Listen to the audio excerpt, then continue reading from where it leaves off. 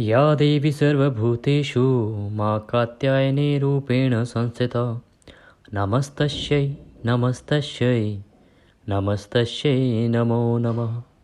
जय माता दी। आज छठा नवरात्रा है। छठा नवरात्रा जो है माँ कात्यायनी को समर्पित है। माँ के 9 रूपों की पूजा नवरात्रि के 9 दिनों में होती है, आप सभी जानते हैं। छठे नवरात्रि को माँ कात्यायनी की पूजा की जाती है। शारदीय नवरात्रि 2023 में जो छठा नवरात्रा है वो 20 अक्टूबर को है।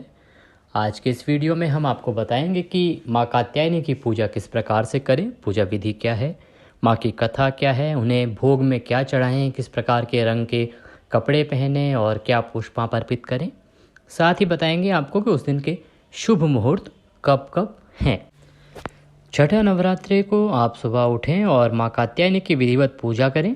माँ दुर्गा के स्वरूप को सफलता और यश का प्रतीक माना जाता है। आपको बताते हैं कि माँ का स्वरूप किस प्रकार का है, तो आप उस स्वरूप के अनुसार माँ का ध्यान करेंगे। माँ कात्यायनी के स्वरूप की अगर हम बात करें तो माँ सिंह पर सवार हैं, चतुर्भुजाधारी हैं, 2 भुजाओं में कमल और तलवार धारण करती हैं। माँ की एक भुजा वर मुद्रा में और दूसरी भुजा अभय मुद्रा में रहती है। आप जानते हैं कि आप छठे नवरात्रि को माँ कात्यायनी की पूजा किस प्रकार से करें। सुबह ब्रह्म मुहूर्त में उठें, उठकर स्नान आदि से निवृत्त हों और उसके बाद स्वच्छ वस्त्र धारण करें। स्वच्छ वस्त्र धारण करने के बाद आप अपने मंदिर में जहाँ भी आपने अपनी खेतड़ी या जवारे बोए हैं या कलश स्थापना की है वहाँ पे आसन लेके बैठ जाएं। सबसे पहले कल जो आपने पत्र पुष्प चढ़ाए थे उनको वहाँ से हटाएं।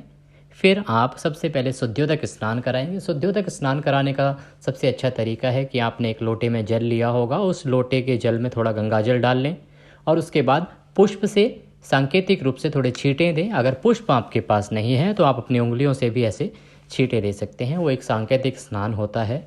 आप स्नान जो है माँ कात्यायनी या जो भी आपने प्रतिमा रखी है उनको कराएंगे। आपने गणपति स्थापित किए होंगे उनको कराएंगे। माँ गौरा भी हमने आपको बताया था कि सुपारी के रूप में स्थापित कर सकती हैं, आप उनको भी स्नान कराएंगे।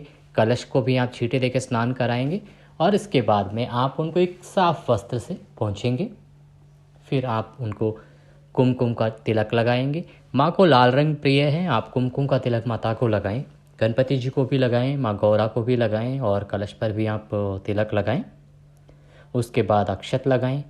अब आप उनको जोत जलाएं, धूप अगरबत्ती जलाएं, पुष्प अर्पित करें। अगर आपके पास माला है तो आप माता को माला पहनाएं या बाकी कलश पे और जो आपने गणपति जी स्थापित किए हैं, गौरा जी स्थापित की हैं, तो उनको भी आप माला और पत्र पुष्प अर्पित करें। उसके बाद अगर आपके पास पान का बीड़ा है तो उत्तम है। अगर पान का बीड़ा नहीं है और पान का पत्ता है तो एक पान का पत्ता लें, उस पर लौंग, इलायची, सुपारी ये रखें और माता को अर्पित करें। फिर आप ध्यान की मुद्रा में बैठ जाएं, माता को प्रणाम करें। माता का ध्यान करते हुए आपकी जो दैनिक पाठ है उसको करें। अगर आप दुर्गा सप्तशती कर रहे हैं तो सबसे उत्तम है। अगर आप दुर्गा सप्तशती नहीं पढ़ रहे हैं तो आप हमारे चैनल पर दुर्गा सप्तशती का अध्याय सुन सकते हैं। प्रतिदिन 1 या 2 अध्याय जो उस दिन संभव होते हैं वो प्रतिदिन आपको सुनाए जाते हैं, तो आप वो अध्याय हमारे चैनल से भी सुन सकते हैं। आप दुर्गा चालीसा का पाठ कर सकते हैं, दुर्गा स्तुति पढ़ सकते हैं। आपके पास अगर कोई मंत्र कोई आपने जाप रखे हुए हैं तो आप वो जाप करें, अन्यथा आप माँ कात्यायनी के मंत्र का जाप भी कर सकते हैं। आज के दिन उसका विशेष फल होता है, वो हम आपको इस वीडियो में अवश्य बताएंगे। मंत्र जाप करने के समय आप ध्यान रखें कि आपके जो आँखें हैं और आपका जो हृदय है उसमें माता की जो स्वरूप हमने बताया है उसी स्वरूप को आप याद रखें। माँ को शहद अति प्रिय है, इसीलिए भोग में माँ को शहद या शहद से बनी हुई किसी मिठाई का या किसी भोग का लगाएं। अगर आप खीर बना रहे हैं तो उसमें मीठे के तौर पे शहद डालें और उसका माता को भोग लगाएं। केसर युक्त खीर जिसमें शहद डाला हो वह उत्तम रहेगी। इसके बाद आपने कथा श्रवण कर लिया है, दुर्गा सप्तशती भी सुन ली है और आप माता की आरती करेंगे।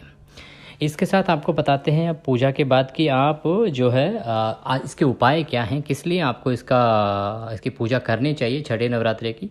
देखिए, शास्त्रों के अनुसार माँ कात्यायनी की पूजा करने से विवाह में आने वाली जो अड़चनें हैं वो दूर होती हैं। गुरु ग्रह अगर आपकी कुंडली में खराब है तो उसकी स्थिति जो है वो सही होती है, वो मजबूत होती है। माँ कात्यायनी को शहद का भोग लगाने से सुंदर रूप की प्राप्ति होती है, पॉजिटिव एनर्जी प्राप्त होती है, शत्रुओं का भय समाप्त हो जाता है। अगर आपको सेहत संबंधी कोई परेशानी हो तो वो भी दूर हो जाती है। अब माँ कात्यायनी के जो मंत्र हैं उनकी हम बात करते हैं। माँ कात्यायनी का जो मंत्र है उसमें सबसे पहले आपको बताते हैं माँ कात्यायनी का कवच मंत्र कौन सा है। कात्यायनो मुख पातु माँ स्वरूपिणी, ललाटे विजया पातु मालिनी नित्य सुंदरी, कल्याणी हृदय पातु जया भगमालिनी। माँ की स्तुति के लिए माँ का स्तुति मंत्र है या देवी सर्वभूतेषु माँ कात्यायनी रूपेण संस्थिता, नमस्तस्यै नमस्तस्यै नमस्तस्यै नमो नमः। आप इन मंत्रों का जाप कर सकते हैं। माता कात्यायनी की पूजा करें छठे नवरात्रि को। अब आप श्रवण करेंगे माँ कात्यायनी की कथा। माँ कात्यायनी की कथा आरंभ करने से पहले अपने हाथों में आप चावल के कुछ दाने ले लें, अक्षत हाथ में लेके माता का ध्यान करें और कथा का श्रवण करें। कथा आरंभ करते हैं। पौराणिक कथा के अनुसार वन्मीकत नाम के महर्षि थे। उनका एक पुत्र था जिसका नाम कात्य रखा गया। इसके बाद कात्य गोत्र में महर्षि कात्यायन ने जन्म लिया। उनकी कोई संतान नहीं थी। उन्होंने माँ भगवती को पुत्री के रूप में पाने के लिए कठोर तपस्या की। महर्षि कात्यायन की तपस्या से प्रसन्न होकर माँ भगवती ने उन्हें साक्षात दर्शन दिया। कात्यायन ऋषि ने माता को अपनी मंशा बताई। देवी भगवती ने वचन दिया कि वह उनके घर पुत्री रूप में अवश्य जन्म लेंगी। जब तीनों लोकों पर महिषासुर नामक दैत्य का अत्याचार बढ़ गया और देवी देवताओं ने उसके कृत्य से परेशान हो गए, तब ब्रह्मा विष्णु और भगवान शिव के तेज से माता ने महर्षि कात्यायन के घर जन्म लिया। इसलिए माता के इस स्वरूप को कात्यायनी के नाम से जाना जाता है। माता के जन्म के बाद कात्यायन ऋषि ने सप्तमी, अष्टमी और नवमी 3 दिनों तक माँ कात्यायनी की विधिवत पूजा अर्चना की।